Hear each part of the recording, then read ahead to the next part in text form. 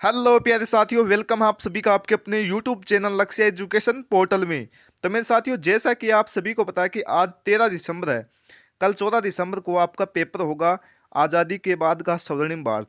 किसका पेपर होगा? आज़ादी के बाद का स्वर्णिम भारत का पेपर होगा। तो आप पेपर देख सकते हैं अर्धवार्षिक परीक्षा 2024-25 का, है ना। तो मेरे साथियों, आपको पेपर के अंदर सबसे पहले क्या करना है, अपने रोल नंबर है वो इसके अंदर फिल कर लेना है। बाद में टाइम है वो 3.25 घंटे का मिलेगा और पूर्णांक वो मेरे साथियों 17 अंक का होने वाला है। अच्छे से देख लीजिएगा। तो मेरे साथियों, सबसे पहले आपको क्या करना है, इस क्लास को लाइक कर दीजिएगा। और मेरे साथियों, चलिए स्टार्ट करते हैं। आज के अपने इस पेपर को देखते हैं कैसा पेपर है। तो पहला प्रश्न है कि इसरो की स्थापना कब हुई थी। इंपॉर्टेंट क्वेश्चन साथियों, ऐसे ही क्वेश्चन है वो आपको इस पेपर के अंदर देखने को मिलेंगे। तो मेरे साथियों, इसका राइट आंसर क्या हो जाएगा? 1969 हो जाएगा।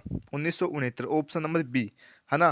15 अगस्त 1969 के अंदर इसरो की स्थापना होती है। अगर आपसे ये क्वेश्चन न पूछे तो आपसे पूछ लेगा कि पूरा नाम क्या है इसरो का। पूरा नाम पूछेगा तो नाम बता देना है कि भारतीय अंतरिक्ष अनुसंधान संगठन, है ना। और इसके अध्यक्ष भी पूछ सकता है, संस्थापक कौन थे, तो वो थे मेरे साथियों डॉक्टर विक्रम सिंह साराभाई हो जाएगा। अगला क्वेश्चन देखते हैं हम। दूसरा क्वेश्चन क्या कहता है कि भारत में प्रथम अंतरिक्ष दूसरा क्वेश्चन क्या कहता है मेरे साथियों कि भारत में प्रथम कृत्रिम उपग्रह कौन था? आर्यभट्ट था। उसका प्रक्षेपण है वो कब किया गया? तो ये किया गया था मेरे साथियों 1975 के अंदर। याद कर लेना, इंपॉर्टेंट है। अगला क्वेश्चन है कि दल बदल विरोधी कानून का संबंध किस संविधान संशोधन अधिनियम से है? इंपॉर्टेंट है। तो ये हो जाएगा मेरे साथियों 52वां संविधान संशोधन। याद रख लेना। अगला क्वेश्चन क्या कहता है, चौथा, कि किस संविधान संशोधन के तहत भारतीय संविधान द्वारा शिक्षा का अधिकार का व्यक्ति के मूल अधिकार के रूप में सम्मिलित किया गया है? तो ये किया गया है मेरे साथियों 86वां संविधान संशोधन 2002। याद कर लेना है। अगला क्वेश्चन है पांचवा, कि शिक्षा का अधिकार भारतीय संविधान के किस अनुच्छेद में शामिल किया गया है? तो ये किया गया है मेरे साथियों आर्टिकल 21 के तहत। ये भी याद कर लेना। अगला क्वेश्चन क्या है कि निम्न में से किस कार्यक्रम को निर्धनता उन्मूलन, है ना, का एक सर्वोपरि कार्यक्रम माना गया है? तो वो माना गया है मेरे साथियों, ये देखिए ऑप्शन नंबर सी है वो इसका राइट आज आंसर हो जाएगा, IRDP। इसका पूरा नाम की बात करूं तो मेरे साथियों इसका नाम है एकीकृत ग्रामीण विकास कार्यक्रम। ये भी याद रख लेना। अगला है सातवां क्वेश्चन की मनरेगा है, इसकी शुरुआत किसने की थी? तो वो की थी मेरे साथियों भारत के प्रधानमंत्री मनमोहन सिंह। मनमोहन मनमोहन सिंह हो जाएगा, है ना। कब की थी इसकी स्थापना? तो वो की थी मेरे साथियों 2005 के अंदर इसकी शुरुआत हुई थी। बात करूं मैं पूरे देश के अंदर, तो मेरे साथियों 2006 के अंदर ये पूरे देश के अंदर लागू हो चुकी थी। ये याद कर लेना। अगला क्वेश्चन है मेरे साथियों आठवां, कि विनोबा भावे का भूदान आंदोलन के दौरान पहला भूमिदान किस राज्य में प्राप्त हुआ? तो क्या करोगे इसका राइट आंसर? तो वो हुआ था मेरे साथियों आंध्र प्रदेश को। किसको हुआ था? आंध्र प्रदेश हो जाएगा, ऑप्शन नंबर बी। अगला क्वेश्चन देखते हैं। नौवां क्वेश्चन, बांडुंग सम्मेलन कब आयोजित हुआ था? तो ये आयोजित हुआ था मेरे साथियों 1955 के अंदर, है ना। याद कर लेना है। अगले क्वेश्चन की तरफ देखते हैं। इसके अंदर मेरे साथियों 5 देश शामिल थे। 5 देश के नाम भी बता देता हूँ मैं। Burma, Sri Lanka, Indonesia, Pakistan. Burma पहले नेपाल को कहा जाता था। अगला 10वां क्वेश्चन क्या कहता है, पाक जलडमरू मध्य, है ना, जल संधि किस देशों के पृथक करता है? तो ये करता है मेरे साथियों भारत और श्रीलंका को। ऑप्शन नंबर बी है वो इसका राइट आंसर हो जाएगा। अगला है ये देखो मेरे साथियों, आपको 10 क्वेश्चन है वो यहाँ पर देखने को मिलेंगे। एम MCQ टाइप 10 क्वेश्चन देखने को मिलेंगे यहाँ पर। आपको 10 अंक है वो मिल जाएंगे सही करते ही।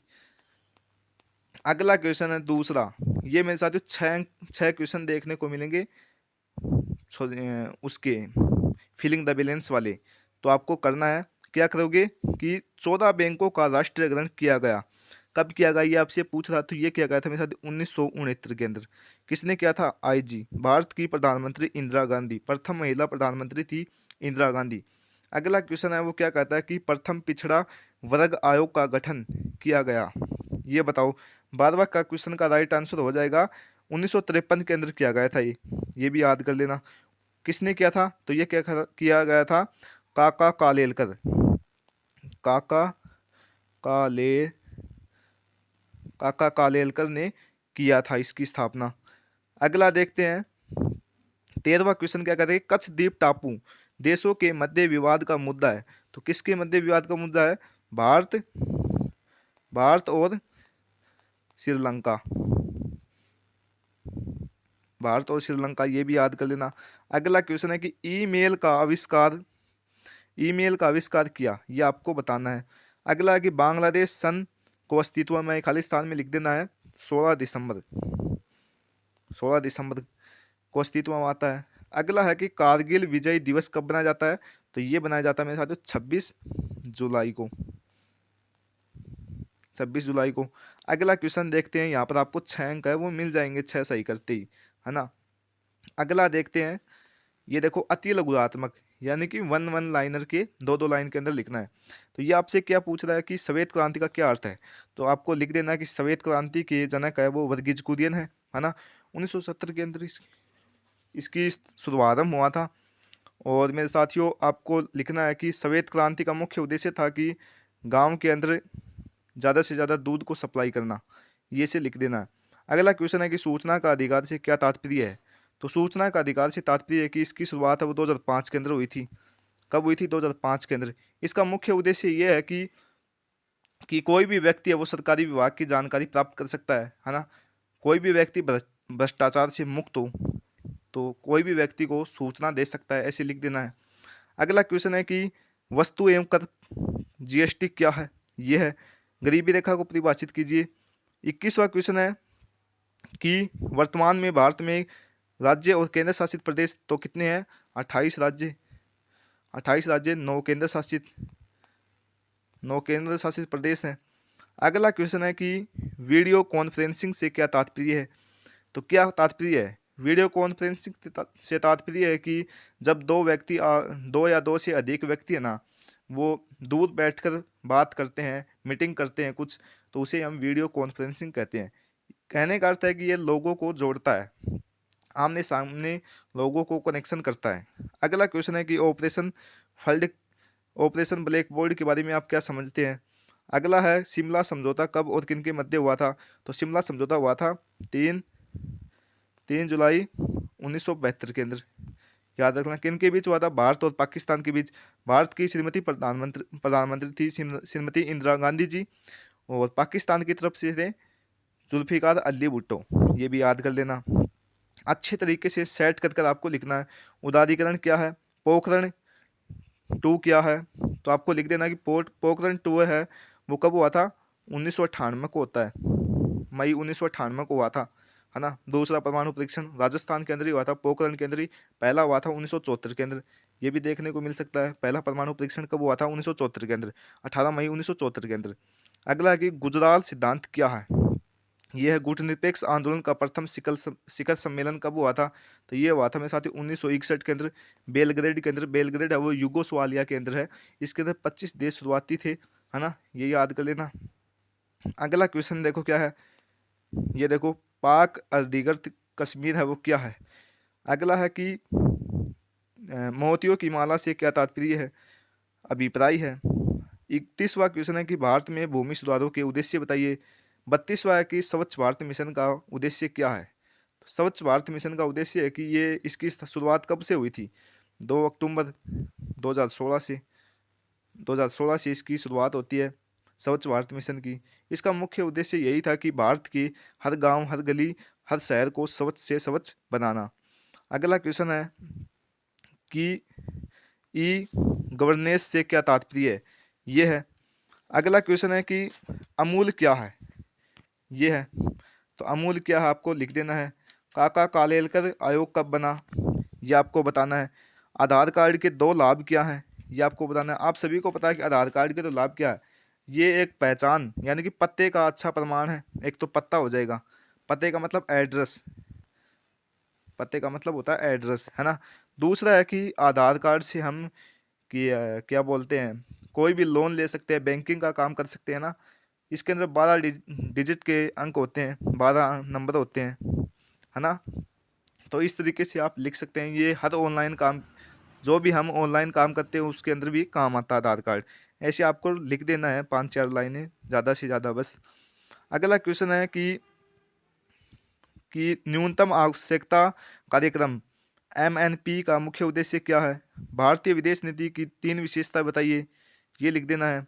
भारत के केंद्रीय बैंक का क्या नाम है। कावेरी नदी जल विवाद देख सकते हैं आप अच्छे से, है ना। पूर्व की ओर देखो, नीति से आप क्या समझते हैं। देखो, राष्ट्रीय डेयरी योजना के बारे में बताइए। सभी क्वेश्चन है वो यहाँ पर दिए हुए हैं मेरे साथियों, इनके अंदर से आपको परीक्षा के अंदर देखने को मिलेंगे। अब देखो, दीर्घात्मक प्रश्न है वो आ जाते हैं यहाँ पर। कितने मिलेंगे, 3 देखने को मिलेंगे और सभी 3-3 अंक की होंगी, 3 × 3, ये भी नोट कर लेना है। और खास बात यह है कि यहाँ पर अथवा में भी क्वेश्चन है वो आपको देखने को मिल जाएगा। पहला है कि दक्षेश सारक का ऊपर टिप्पणी लिखनी है, और दूसरा अथवा के अंदर भारत में हरित क्रांति के ऊपर टिप्पणी लिखी। तो अच्छे से आपको लिख देना है। कहने का अर्थ है कि आपको 200 शब्दों के अंदर लिख लेना है ना, 150 से 200। अगला क्वेश्चन है कि दलाई लामा को भारत में राजनीतिक शरण पर चीनी प्रतिक्रिया क्या रही। या ऐसे लिख देना कि 1962 के अंदर भारत चीन के युद्ध के ऊपर टिप्पणी लिखी, ये पूछ लिया। आप देख सकते हैं। अगला क्वेश्चन है कि भारतीय शिक्षा नीति 1986 के प्रमुख प्रावधानों को स्पष्ट कीजिए। भारत श्रीलंका के संबंधों को स्पष्ट कीजिए। भारत में निर्जनता, ये देखो निम्नात्मक प्रश्न है ना। ये देखो 6 अंक का देखने को मिलेगा, है ना। तो इसके अंदर आपको 250 शब्द लिखने होते हैं, लगभग 2.25 पेज, 1.5 या 2.25 ऐसे आपको लिख देना है। तो क्या पूछ रहा आपसे कि भारत में निर्धनता को दूर करने के लिए सरकारी प्रयासों का वर्णन कीजिए। और दूसरा है कि बांग्लादेश निर्माण में भारत की भूमिका महत्वपूर्ण रेखाकथन की व्याख्या कीजिए। अगला क्वेश्चन है कि भारत में भूमि सुधारों हेतु उठाए गए कदमों का उल्लेख करते हुए भू सुधारों की प्रगति का मूल्यांकन कीजिए। उदारीकरण को स्पष्ट करते हुए 1991 की प्रमुख नीति का उद्देश्य बताइए। तो ऐसे आपको पूछेगा। और मेरे साथियों, जिसके भी पॉलिटिकल साइंस है ना मेरे साथियों, उसको तो कोई दिक्कत ही नहीं है, वो तो अच्छे तरीके से कर देगा इस पेपर को, गारंटी के साथ कहता हूँ मैं, है ना। बेफिक्र रहो, अच्छे से पढ़ो लिखो, कोई दिक्कत नहीं है। और मेरे साथियों, आपको बताना कि पेपर है वो कैसा लगा। और मेरे साथियों, पसंद आए तो लाइक और चैनल को सब्सक्राइब कर लेना। तो मेरे साथियों, मिलते हैं अगले वीडियो के अंदर, तब तक के लिए जय हिंद, जय भारत।